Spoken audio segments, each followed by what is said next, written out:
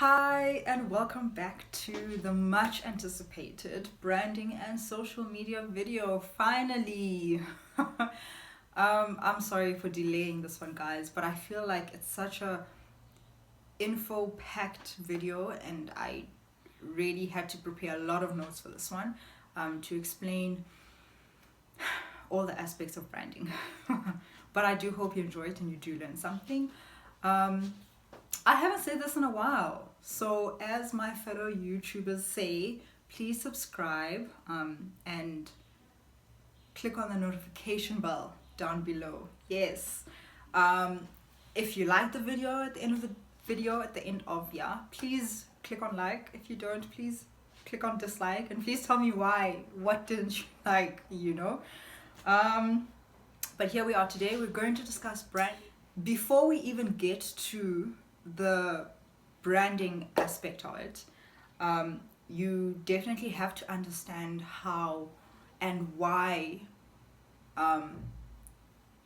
companies advertise and invest in TV and radio and social media and events and all of that, right?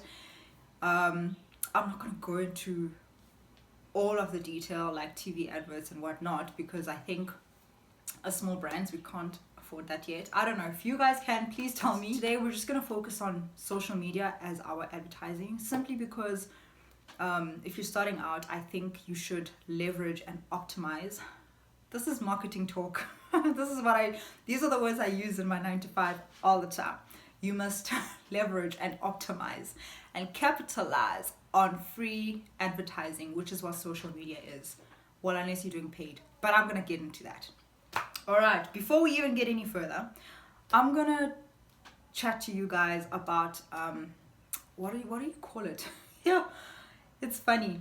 We call them brand funnels, or we call them usage funnels, or conversion funnels, depending on what you want to call it. At the end of the day, the principle is that you start out with a lot and it comes down to a little bit, like a funnel, right? I don't even know if people use funnels in 2020. Do you guys? I don't know. Okay, so just a little side note. I've used a funnel with heater paraffin. If you are from back home, I don't know if other countries, countries or provinces use these, but you get this old, well, at home we have an old one. We've had it since before I was born. I'm going to insert a picture of it.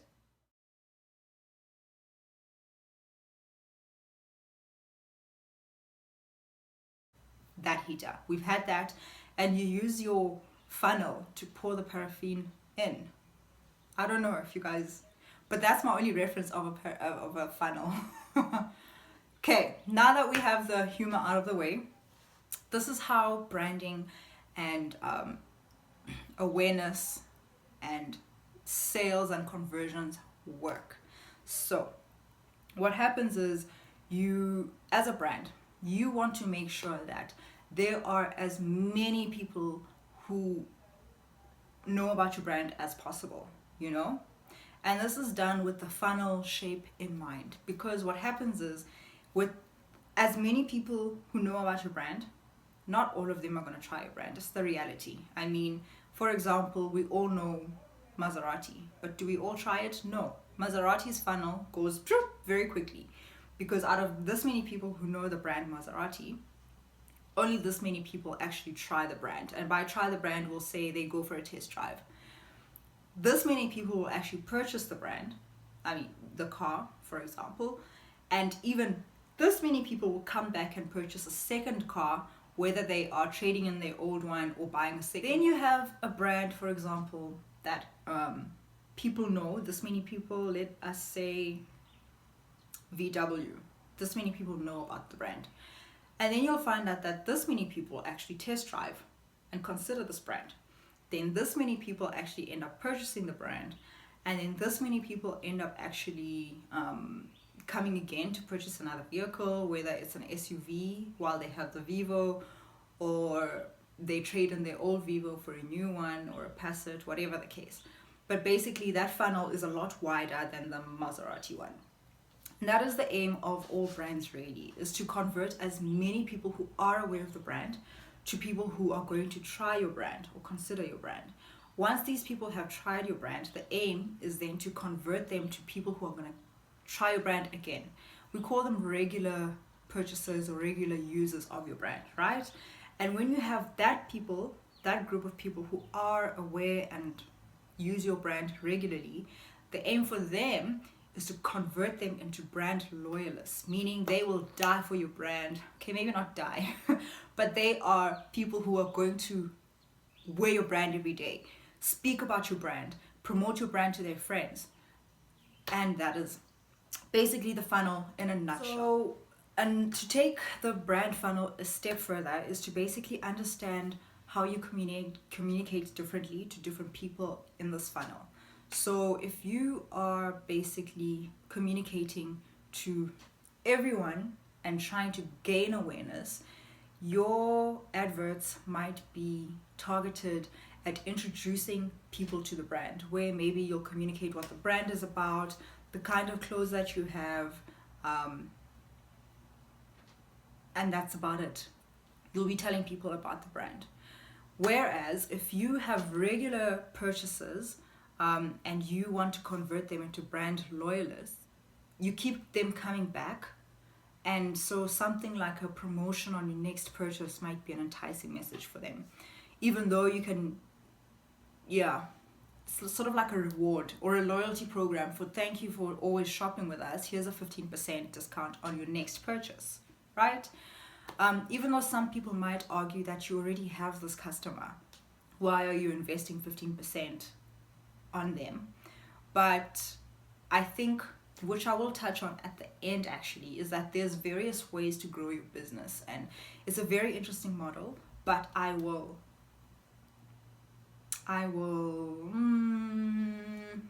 discuss it later on. I don't want to get too deep into it now. For small brands, you might start off with this much awareness, then you've got that much people who try it, and then that many people who buy it, right?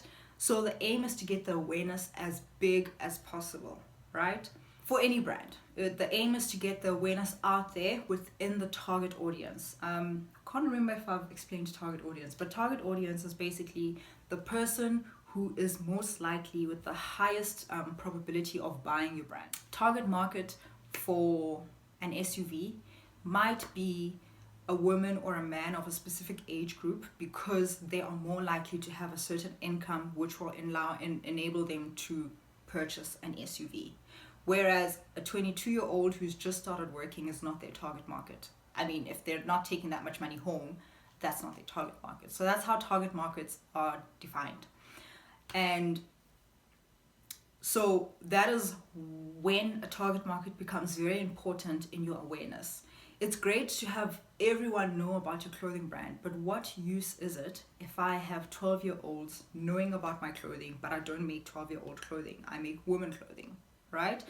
So even in your awareness, even in your efforts to grow the awareness, the aim is to grow it within your target audience. Nike is a well-known brand for everyone. You might find that a hiking shoe brand is known by a very small niche because it's a very targeted product, meaning you don't wear it just to walk everywhere, you wear it specifically for hiking. So that awareness, as it can only get so big because there are only so many hikers. Do you get what I mean?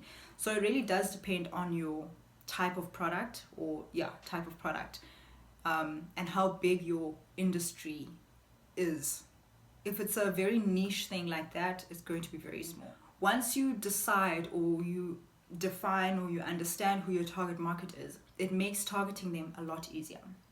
Why? Because you've got to communicate in a targeted way. I feel like I'm using targeting a lot, but it is the truth. And because I am basically discussing starting up businesses, I don't believe in spending heaps and heaps of money on advertising as yet, because you're starting out, right? You don't want to be, I mean, if you have the funds to invest in that kind of advertising, great. But I'm all for optimizing and capitalizing on platforms that allow you to do it for free. All right, and for me, that is when the social media aspect of it comes. So I hope today's video, guys, like I said, was helpful. Like I said, it was info packed, and I think if you take notes or you keep watching over and over,